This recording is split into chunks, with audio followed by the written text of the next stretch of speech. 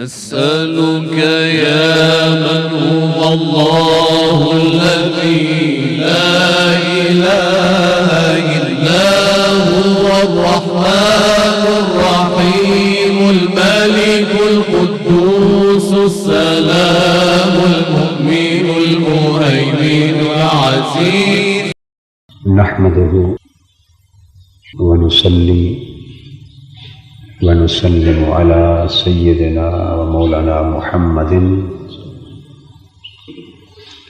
رسوله النبي الأمين المكين الحنين الكريم الرؤوف الرحيم.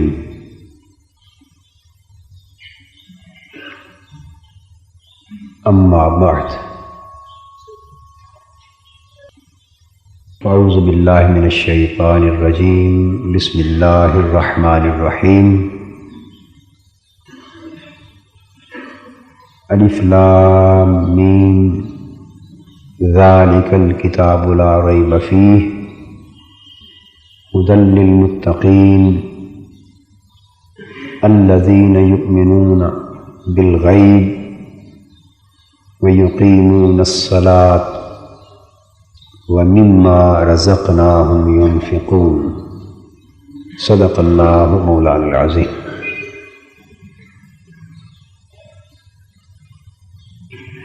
محترم خواتین و حضرات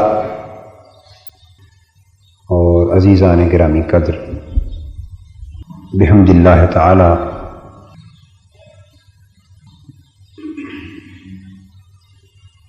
آج ہم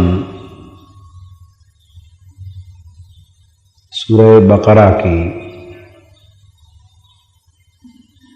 ابتدائی آیات کریمہ کی روشنی میں متقین یعنی پرہیزگاروں کی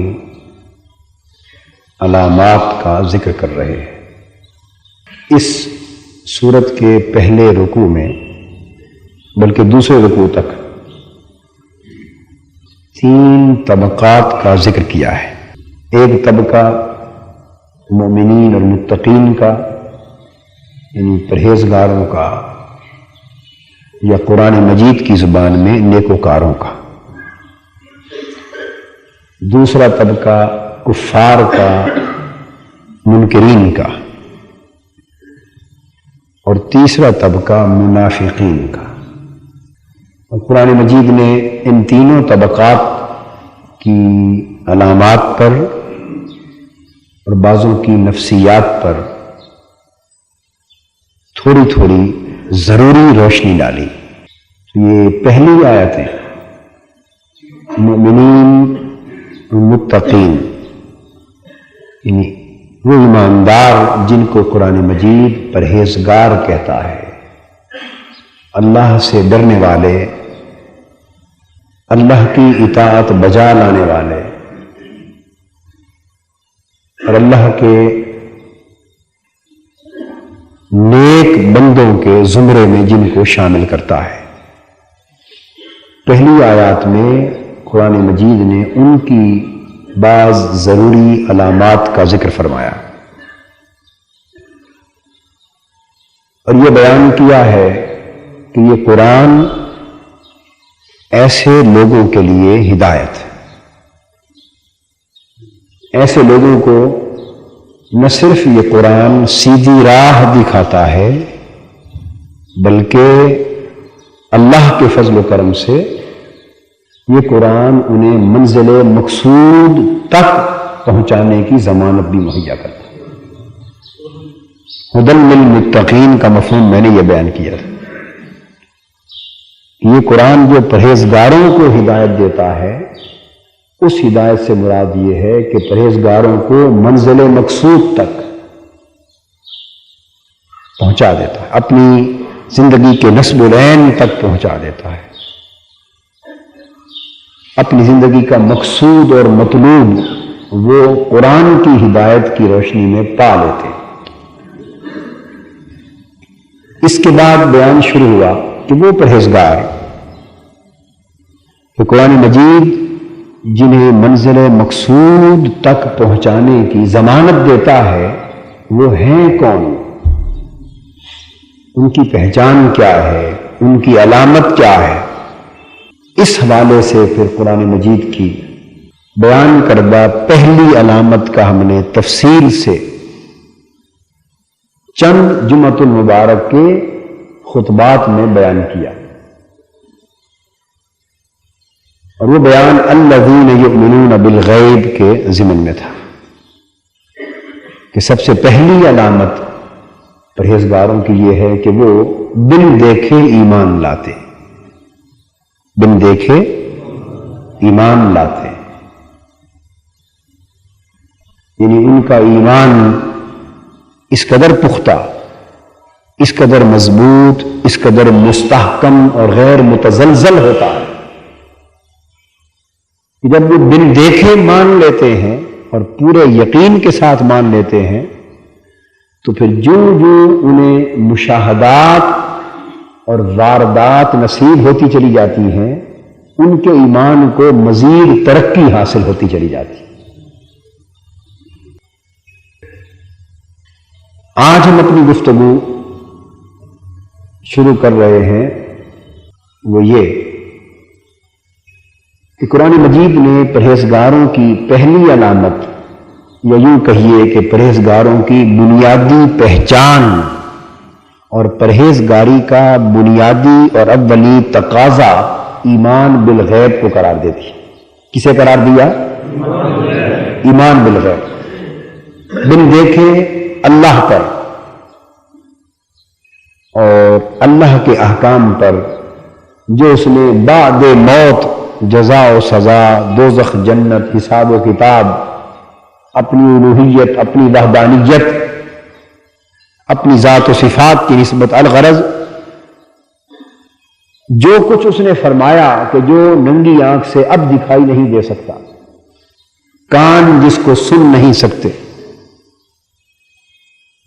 زبانیں جس کو چکھ نہیں سکتی، ناک جس کو سونگھ نہیں سکتے، ہاتھ جس کو چھو نہیں سکتے، اور عقل آج اپنی بساط کے مطابق اس کو سمجھ نہیں سکتی، تو باوجود اس کے کہ نہ وہ شے آج محسوس ہو سکتی ہے نہ وہ سمجھی جا سکتی ہے، ان دونوں باتوں کے باوجود پرہیزگار وہ ہیں کہ جو پھر بھی کامل یقین کے ساتھ مان لیتے، کامل یقین کے ساتھ مان لیتے۔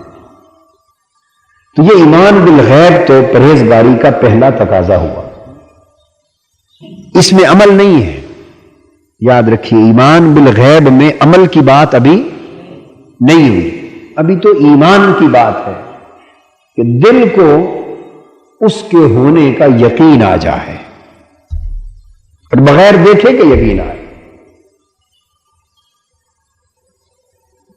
اور میں نے اس ضمن میں حضور علیہ الصلوۃ والسلام کی ذات اقدس کا ذکر کرتے ہوئے بیان کیا کہ ایمان بالغیب کے تصور میں اور عقیدے میں مرکز و محور حضور علیہ الصلوۃ والسلام کی ذات پاک ہے، کہ بن دیکھے اس لیے یقین اور ایمان پیدا ہو گیا کہ حضور نے جو فرما دیا کہ اللہ ہے، حضور نے جو فرما دیا کہ مجھے اس نے بھیجا ہے، میں اس رب کائنات کی طرف سے نبی اور رسول بن کر آیا۔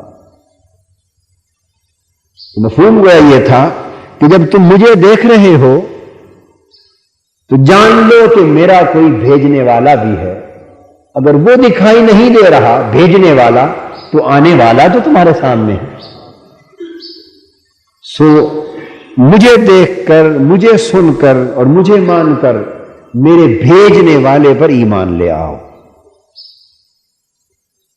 تو اللہ کو دیکھے بغیر جب ایمان ہو گیا، یقین ہو گیا، تو یہ تو پرہیزگاری کا پہلا تقاضا پورا ہوا، پہلا تقاضا پورا۔ اب اس کے بعد عمل کا ذکر شروع ہو رہا ہے، فرمایا وَيُقِيمُونَ الصَّلَاةَ وَمِمَّا رَزَقْنَاهُمْ يُنْفِقُونَ۔ اور دوسری علامت یہ ہے ان لوگوں کی کہ پھر وہ نماز قائم کرتے ہیں اور جو کچھ ہم نے انہیں عطا کیا ہے اس میں سے خرچ کرتے۔ کس کے لیے؟ اللہ کے لیے خرچ کرتے۔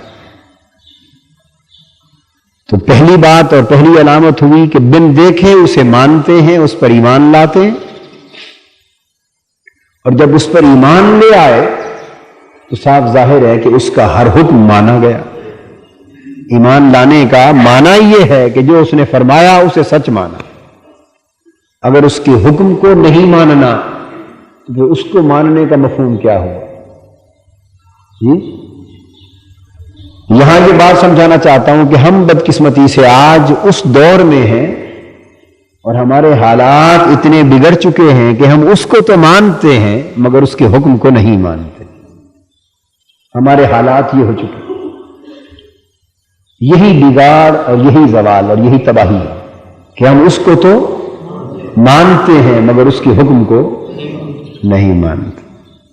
ہم حضور علیہ الصلوۃ والسلام کو تو مانتے ہیں مگر آقا کے فرامین کو، حضور کے احکام کو، ارشادات کو نہیں مانتے۔ نہیں مانتے سے مراد یعنی عمل نہیں کرتے۔ تو آپ بتائیے کہ کیا ایسے ماننے کو کامل ماننا کہا جا سکتا ہے؟ اور جو فوائد اور برکات اور نتائج اور پھل اور ثمرات کامل ماننے کے نتیجے کے طور پہ بیان کیے گئے ہوں تو کیا خالی اسے ماننا اور اس کا حکم نہ ماننا، تو حکم نہ مان کر ہم ان تمام ثمرات کو حاصل کر سکتے؟ جواب دیجیے۔ مثلا میں اگر آپ سے آپ یہ کہیں، مجھ سے یہ کہیں، حالانکہ ہمارا تعلق اور ہماری زندگی دونوں جہت سے انسانی زندگی، ایک جیسے لوگوں کی زندگی، آپ مجھ سے کہیں کہ قادری صاحب ہم آپ سے بڑی محبت کرتے ہیں، جان بھی آپ کے لیے نچھاور کرتے ہیں اور آپ کو جان سے بھی عزیز تر سمجھتے ہیں اور بڑا پیار کرتے ہیں، اور آپ یہاں تک بھی کہیں کہ آپ کے حکم پر سر کٹانے کو بھی تیار ہیں، باتیں تو آپ اتنی کر دیں کہ ان میں کوئی کمی محسوس نہ ہو۔ یہ تو ہو گیا ماننا زبان سے۔ مگر میں آپ سے کہوں کہ آپ مصطفی انقلاب کے لیے، منہاج القرآن کے مشن کے لیے، حضور علیہ الصلوۃ والسلام کی امت کے احوال کو سنوارنے بلکہ اپنے احوال و اعمال کو بہتر کرنے کے لیے یہ کام کیا کریں، رات کو اٹھا کریں، مشن پر خرچ کیا کریں، غریبوں کی مدد کیا کریں، اپنے ملنے والوں کو حسن سلوک اور محبت سے ملا کریں، پڑوسیوں کے غریبوں کو حقوق کا خیال رکھا کریں، ہمیشہ سچ بولا کریں اور وعدہ خلافی کبھی نہ کیا کریں۔ مگر آپ ایسی 8-10 باتیں آپ سے کہوں تو آپ ہنس کے جواب دیں کہ کیا کریں جی، آپ کو تو بڑا مانتے ہیں اور آپ سے پیار بھی بہت ہے، مگر یہ باتیں بس غفلت ہو جاتی ہے، یہ ان پر عمل نہیں ہو سکتا، یہ نہیں مانتے، یہ نہیں مانتے۔ تو بولیے یہ کچھ سچے معنوں میں میرا ماننا ہوا یا میرے ماننے کا مذاق ہوا؟ بولیے مذاق۔ آج ہم ماننے کا مذاق اڑاتے ہیں، اپنے عمل سے ماننے کا مذاق اڑاتے ہیں۔ آپ مجھ سے کہیں آپ کے لیے جان دینے کو بھی تیار ہوں اور شدید سردی کی رات ہو، میں کہوں کہ عشاء سے لے کے فجر تک یہاں کھلے میدان میں کھڑے رہیں، دعویٰ جان دینے کا ہو اور کھڑے نہ ہو، اور اگر پوچھا جائے کیوں تو کہتے سردی بہت تھی اور میرے پاس جرسی نہیں تھی، اوور کوٹ نہیں تھی، موٹے کپڑے نہیں تھے، وہ گھر بھول آیا تھا، اس لیے پھر کبھی آپ کہیں گے تو انشاءاللہ کھڑا ہو کے دکھاؤں گا، محبت بڑی ہے، آج سردی کی وجہ سے نہیں کھڑا ہو سکتا، اسے کہیں گے ماننا؟ تو کم سے کم اگر یہ برداشت نہ ہو سکے تو ہمیں ایسا کہنا تو نہیں چاہیے نا جی آپ کے لیے جان بھی حاضر، اتنی بات کہی جائے جتنی کی جا سکے، جتنی کر سکے۔ میری بات آپ سمجھیں؟ اللہ رب العزت نے، یہ میں نے آپ کو روز مرہ معمول کے حوالے سے ایک بات سمجھائی، اب بلا تشبیہ و بلا مثال، اب ہم مسئلہ ایمان کی طرف آتے ہیں۔ اللہ رب العزت نے فرمایا لوگو تم چاہتے ہو کہ میری بارگاہ میں پرہیزگار گردانے جاؤ، متقی گردانے جاؤ، اور جو متقی اور پرہیزگار ہیں، اے رب کریم اگر ہم پرہیزگار ہو گئے، متقی ہو گئے تیری نگاہ میں، تو اس کا نتیجہ کیا ہوگا؟ اس کا نتیجہ کیا ہوگا؟ تو اللہ تبارک و تعالیٰ نے 5ویں آیت کے اختتام پر فرمایا کہ نتیجہ پرہیزگاروں کے لیے یہ ہوگا، اولئک علی ھدی من ربہم واولئک ھم المفلحون۔ وہ جو پہلے بات کی تھی ھدی للمتقین، اب اس اللہ رب العزت کے کلام کے اس جملے کو، اس آیت کریمہ کو، اور یہ آخری جملہ کلام الہی کا جس پر علامات متقین کا پہلا بیان ختم ہو رہا ہے، اب دونوں کو ملا کر پڑھیے۔ فرمایا اولئک علی ھدی من ربہم، یہ جو 5 علامتیں بیان کی جن کا ذکر آگے شروع ہو رہا ہے، فرمایا وہ لوگ جو ان 5 علامتوں کو اپنے اندر پیدا کر لیں گے، ان 5 تقاضوں کو اپنی زندگی میں عملاً پورا کر لیں گے، اور ان 5 پیمانوں اور معیارات پر پورے اتریں گے، فرمایا وہ پرہیزگار کہلائیں گے، ہماری نگاہ میں وہی متقی ہوں گے، اور انہیں اجر اور نتیجہ کیا نصیب ہوگا؟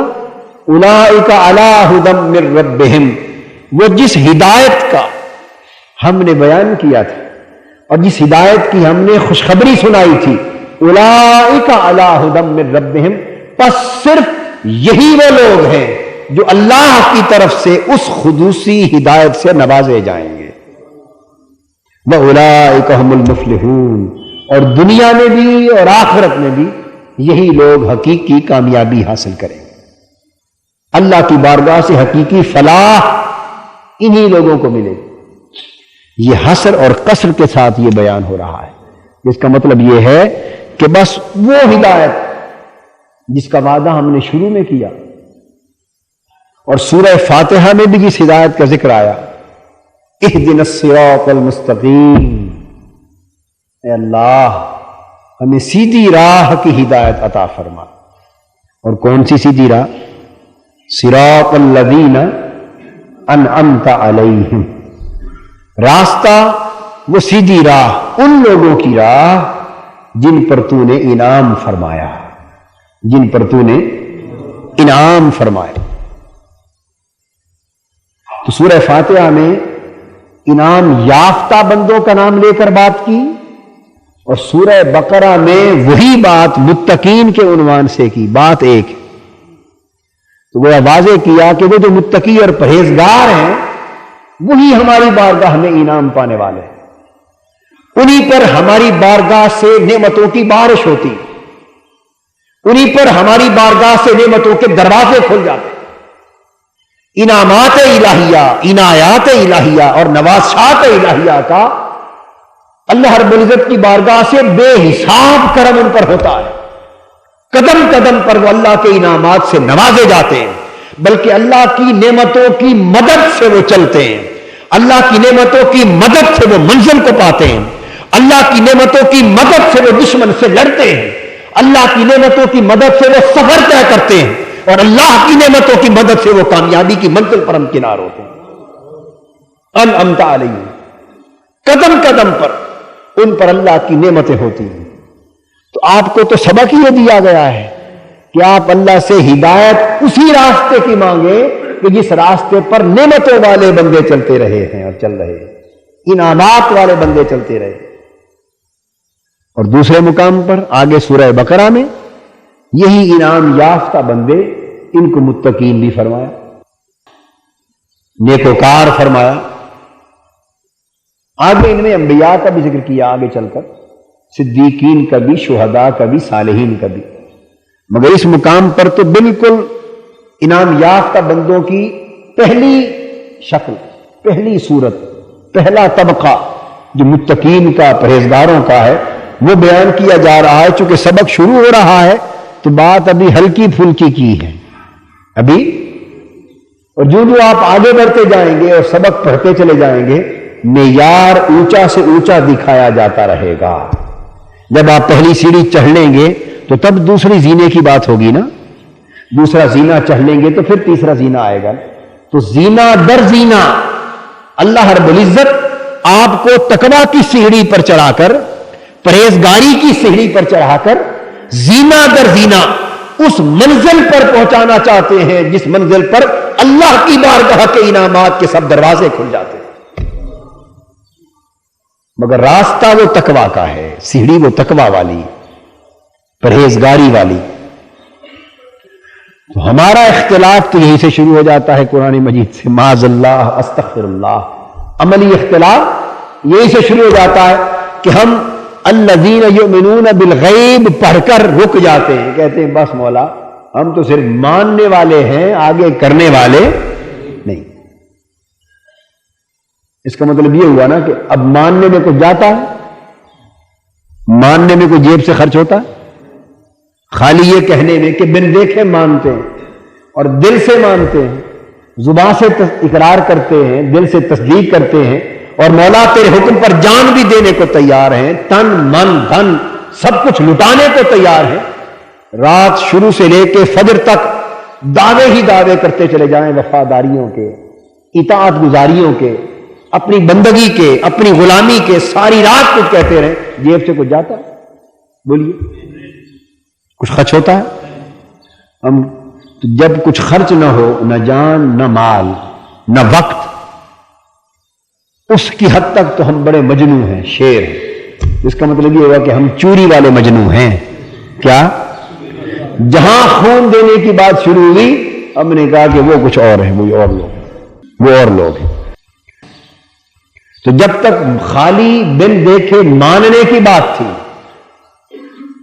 تو ہم ماننے والے تھے، ہم اور پکے سنی تھے، پکے سنی، اتنے سنی کہ بالکل سن ہو گئے مان.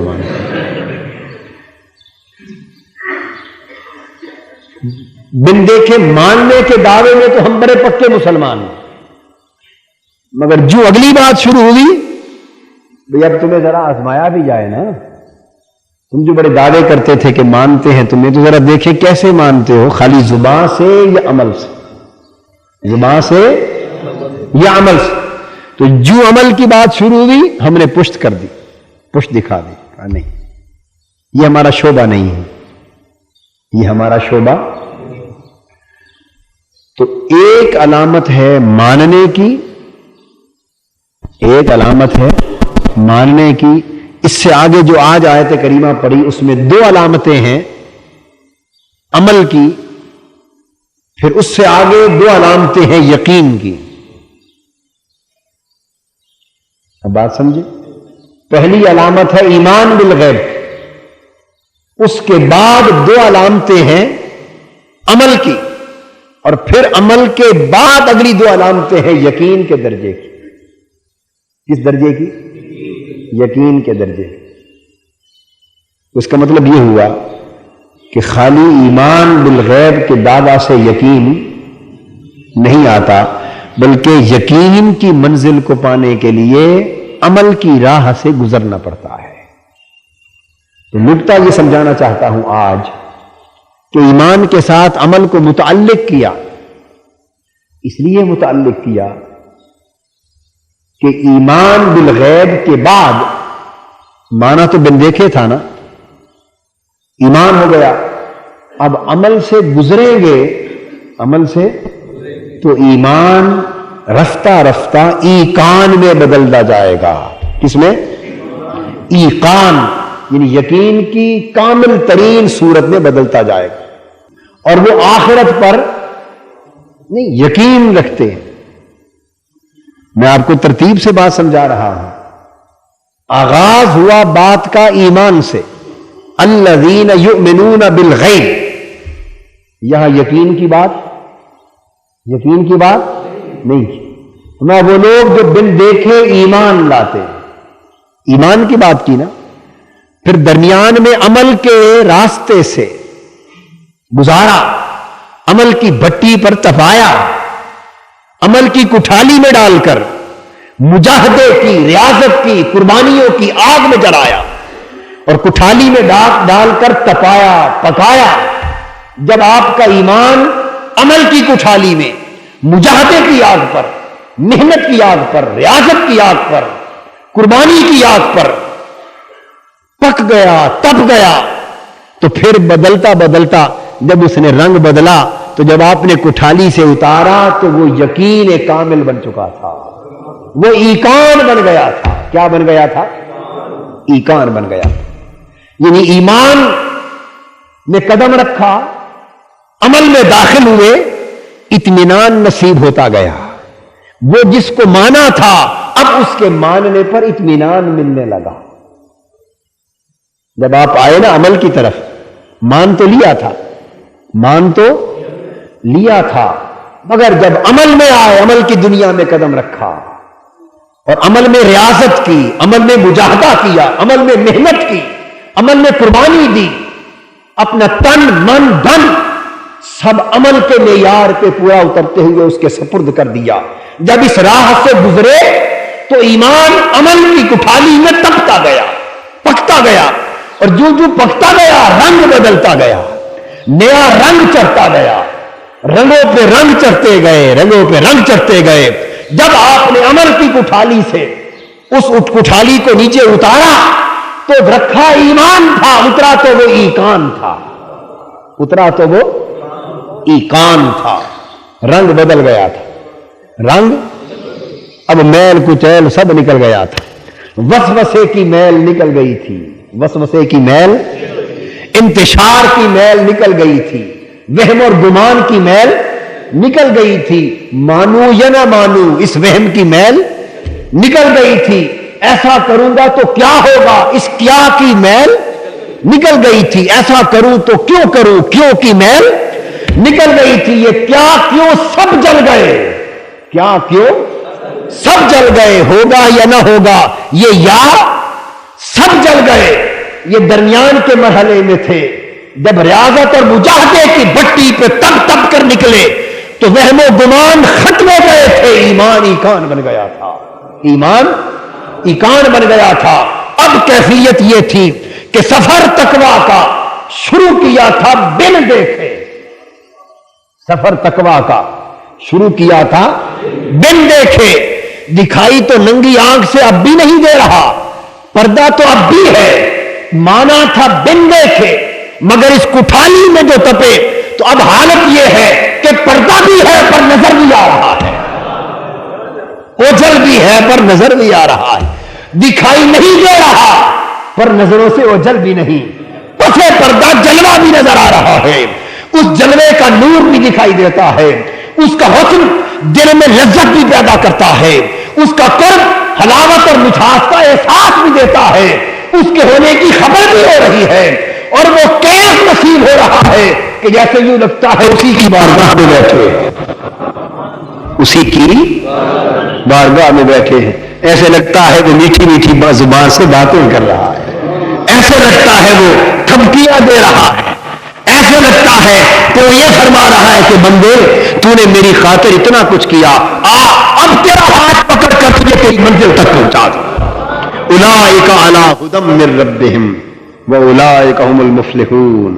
بندے اب ہم نے دروازے کھول دیے ہیں، اب یہ ہدایت ہے جس کا وعدہ کیا تھا، اگر تو حقدار نہیں تو اور کون حقدار ہے؟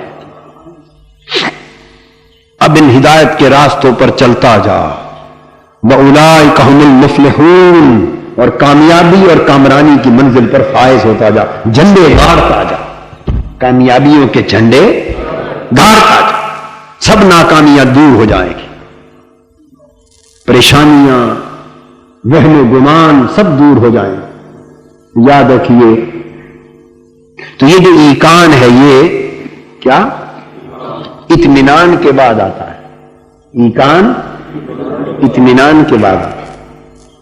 حضرت ابراہیم علیہ السلام نے اللہ رب العزت سے پوچھا، رب ارنی کیف تحیی الموتى، میرے رب ذرا دکھا دے یہ نظارہ کہ تو مردے کیسے زندہ کرتا ہے، تو مردے کیسے زندہ کرتا ہے، ذرا دکھا دے، مجھے دکھا دے۔ دیکھنے کی بات ہو رہی، کیا اللہ پاک فرماتے ہیں اولم تؤمن، کہ میرے ابراہیم کیا تو ایمان نہیں رکھتا اس بات پر کہ میں مردے زندہ کر لیتا ہوں اور مردے زندہ کرتا رہتا ہوں اور میرے لیے مردے زندہ کرنا کوئی بڑی بات نہیں، میں کر سکتا ہوں، قادر ہوں، تو کیا تو ایمان نہیں رکھتا؟ تو میں قال بلا، مولا ابراہیم ہو کر ایمان نہ رکھوں یہ کیسے بات ہے؟ ایمان تو رکھتا ہوں۔ تو میں وَلَٰكِن لِيَطْمَئِنَّ قَلْبِي، ایمان تو ہے اب اطمینان چاہتا ہوں، ایمان تو ہے اب اطمینان چاہتا ہوں۔ تو ماننے کے بعد جب ایکسپیرینس ہوتا ہے، اب میں جو نقطہ سمجھانا چاہتا ہوں، کیا عمل مشاہدہ، یہ ایک ایکسپیرینس ہے، تجربہ ہے، یہ کیا ہے؟ تو جب ایکسپیرینس ہوتا ہے، تجربہ ہوتا ہے، عملی مشاہدہ ہوتا ہے، عملی مشاہدہ ہوتا ہے، تو اس سے اطمینان نصیب ہوتا ہے، اس سے، اور جب اطمینان آتا ہے تو آگے ایک اور مقام پر ایک اور جگہ ایک نئے مشاہدے کا ذکر کرتے ہوئے فرمایا وَكَذَلِكَ نُرِي إِبْرَاهِيمَ مَلَكُوتَ السَّمَاوَاتِ وَالْأَرْضِ وَلِيَكُونَ مِنَ الْمُوقِنِينَ، ہم نے زمینوں اور آسمانوں کی بادشاہتوں کے پردے ہٹا دیے اور ابراہیم علیہ السلام کو سب کچھ دکھا دیا، کیوں؟ یہ تجربہ اور مشاہدہ کروایا، وَلِيَكُونَ مِنَ الْمُوقِنِينَ، تاکہ یقین والوں میں، ایقان والوں میں ہو جائیں۔ تو ایمان تھا، پھر اس پر اطمینان ہوا، ایمان تھا، پھر اس پر اطمینان ہوا، اور اطمینان بڑھتا بڑھتا ایقان سے بدل گیا۔ کیا؟ ایقان سے بدل گیا۔ اب ہم کس حال میں ہیں؟ اب ذرا اپنا جائزہ لیں ہم۔ یہ جو بن دیکھے ایمان ہے، بہت سے تو وہ ہیں کہ جو اس حالت میں بھی ڈاواڈول، اس حالت میں بھی ڈاواڈول، اور وہ جن کو وہ ایمان نصیب ہے انہیں اطمینان میسر نہیں، انہیں اطمینان میسر، اور پھر ایقان والے تو بہت ہی کم ہیں۔ ایقان والے ہوتے ہیں ہر دور میں، ایقان والوں سے کبھی کوئی زمانہ خالی نہیں ہوتا۔ وہ ایقان والے ہی تو باقی ہمارے جیسے ٹوٹے پھوٹے شکستہ لوگوں کو ساتھ لے کر چلتے ہیں، وہ ایقان والے ہوتے ہیں۔ ایمان کے دعوے والے بہت ہیں، ایمان والے کم، دعوے والے بہت ہیں پر ایمان والے، پھر ایمان والے جتنے ہیں ان میں اطمینان والے اور کم، اور اطمینان والوں میں پھر ایقان والے اس سے بھی کم تر تعداد ہے ان کی۔ یہ جو اگلا مرحلہ ہے اطمینان کا اور اس کے بعد ایقان تک جانا، جس ایقان کے نتیجے میں کامیابی کی ضمانت ملتی، کامیابی کی، ہم کیا کرتے ہیں؟ ہم یہ نہ اطمینان حاصل کرنے کی کوشش کرتے ہیں اور نہ ایقان کی منزل کو پاتے، اور رتبہ ایمان پر بھی ہم متزلزل ہوتے، ایمان کے درجے میں بھی ہم متزلزل ہیں، اطمینان حاصل کرنے کی شرطیں پوری نہیں کرتے، ایقان کی منزل پانے اور چاہتے ہیں کہ اولئک علی ھدی من ربہم واولئک هم المفلحون میں داخل ہو جائیں۔ آپ بات کو سمجھیں، حالت یہ ہے ہماری کہ ایمان میں ہم متزلزل ہیں، ایمان کے درجے میں ہم بولیے متزلزل ہیں، ایمان میں متزلزل، اطمینان حاصل کرنے کی شرطیں پوری نہیں کرتے، حصول اطمینان کی جو شرائط اور تقاضے ہیں انہیں پورا کرنے کی فکر نہیں کرتے، اور ایقان کا تصور زندگی میں نہیں آیا، اور یہ سارے مرحلے چھوڑ کر چاہتے یہ ہے کہ وہ نتائج جو ایقان پر مبنی ہے، جو اطمینان پر مبنی ہے، وہ بغیر ان مرحلوں کو عبور کیے ہمیں نصیب ہو جائے، ہم اولئک هم المفلحون کے زمرے میں آ جائیں، کامیابی اور کامرانی کا مجدہ ہمیں سنایا جائے، یہ ممکن نہیں۔ تو میں جو نقطہ سمجھا رہا تھا وہ یہ کہ ایمان اطمینان میں بدلتا ہے ایکسپیرینس کے ذریعے، کیا؟ تجربہ اور عملی مشاہدہ، یہ وہی تجربہ اور عملی مشاہدہ ہے جس کے لیے سیدنا ابراہیم علیہ السلام اللہ کے حضور درخواست کر رہے ہیں کہ مولا دکھا، ایمان تو ہے کہ تم مردے زندہ کرنے پر قادر ہے، لیکن چاہتا ہوں میرا کل یطمئن قلبی، اطمینان نصیب ہو جائے، اس اطمینان کے لیے مشاہدہ چاہتا ہوں کہ ذرا ایک منظر دکھا دے مردہ زندہ کرنے کا۔ تو یہ جو عملی مشاہدہ ہے اس کو ایکسپیریمنٹل ویریفیکیشن کہتے ہیں انگریزی میں۔ کیا؟ ایکسپیریمنٹل ویریفیکیشن، تجربی توثیق، عملی مشاہدہ کے ذریعے، عملی تجربہ کے ذریعے وہ جس کو آپ نے بن دیکھے مان لیا تھا اس میں وثوق پیدا ہو جاتا اس میں، اور وہ وثوق آپ کو قلبی اطمینان دے دیتا ہے۔ اس قلبی اطمینان کے لیے درجہ ایمان کے بعد آپ کو عمل کی دعوت دی جا رہی ہے۔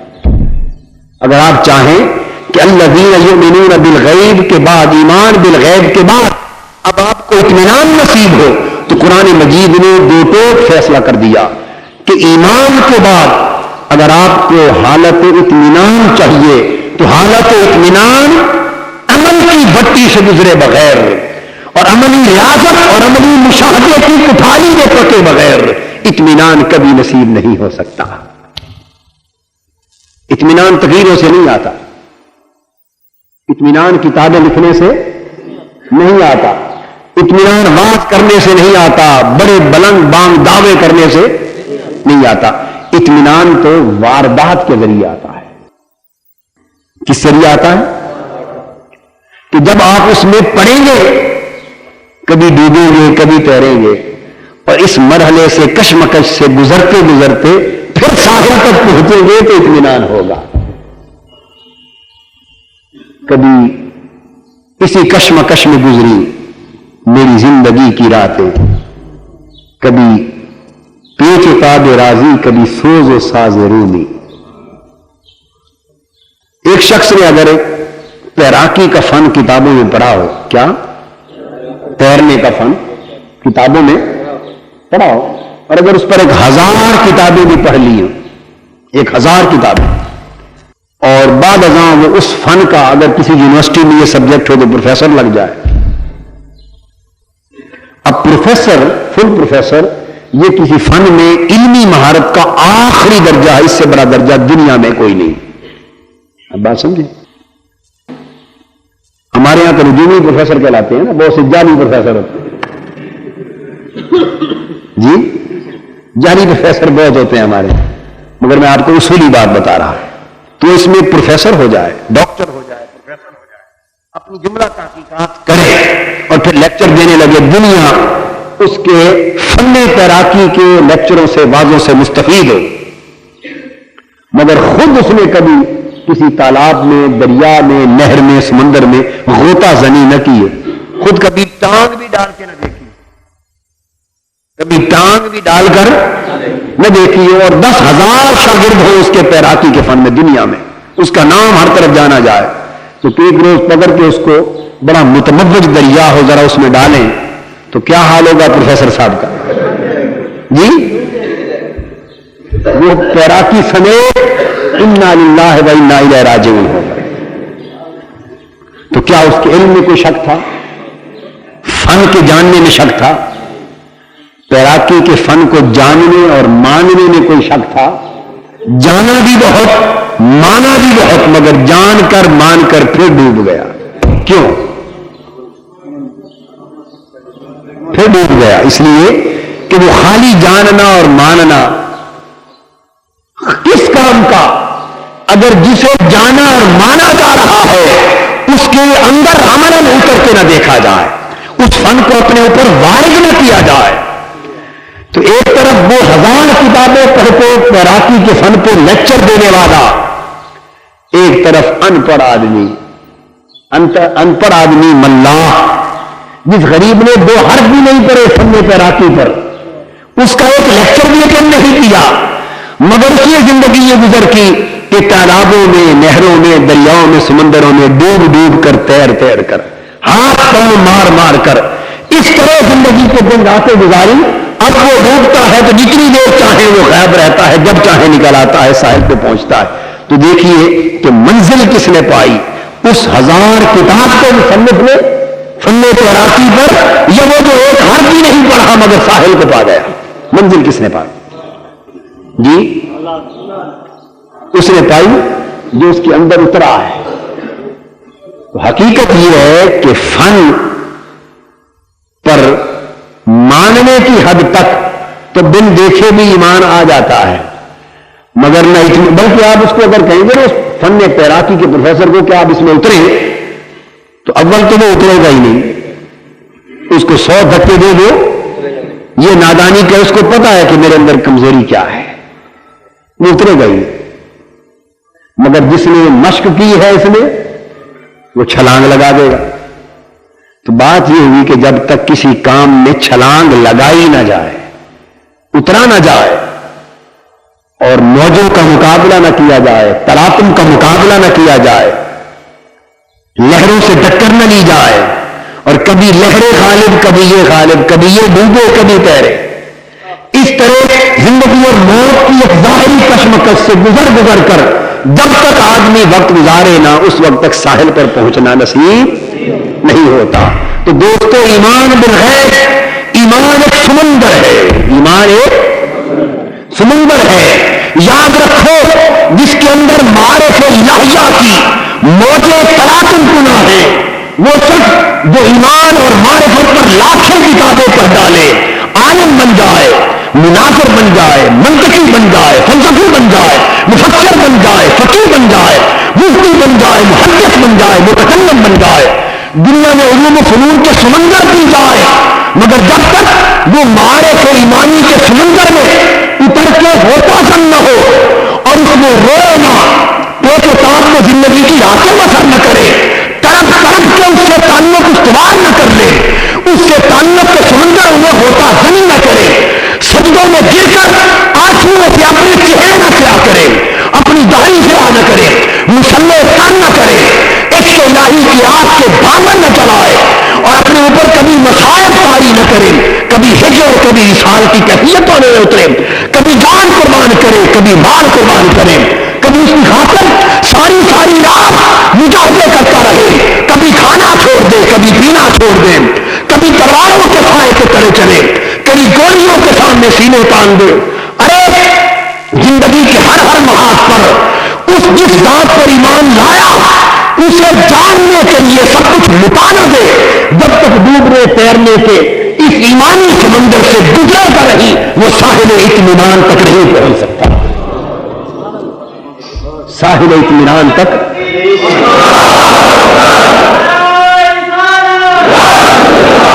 اطمینان کے ساحل تک نہیں پہنچ سکتا، اور پھر اطمینان کے ساحل تک پہنچے گا تو پھر اسے ایقان بھی نصیب ہوگا۔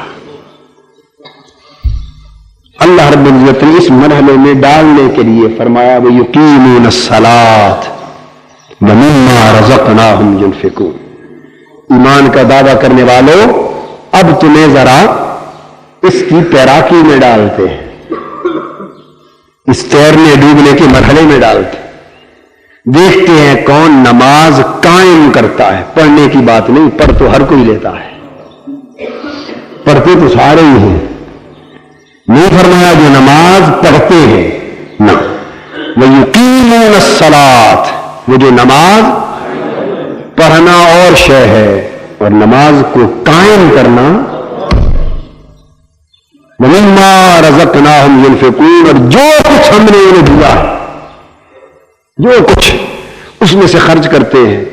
لاکھ پاس ہو تو تھوڑا زیادہ ہر کوئی خرچ کر گزرتا ہے، مگر قرآن نے لاکھ اور ہزار کی کیا نہیں لگائی، جو کچھ ایک لقمہ بھی دیا ہے تو اس میں سے بھی خرچ کرتے ہیں۔ مما، جو کچھ بھی دیا ہے، تھوڑا یا زیادہ، یہی تو اطمینان، یہی سے تو آزمائش ہوگی۔ اگر لقمہ بھی دیا ہے تو اس میں سے خرچ کرتے ہیں بساط بھر۔ یہ دو عمل کے پیمانے، ان پر انشاءاللہ تعالی آئندہ جمعۃ المبارک میں ہم گفتگو کریں گے، یہاں سے شروع کریں گے۔ نسألك يا من هو الله الذي لا إله إلا هو الرحمن الرحيم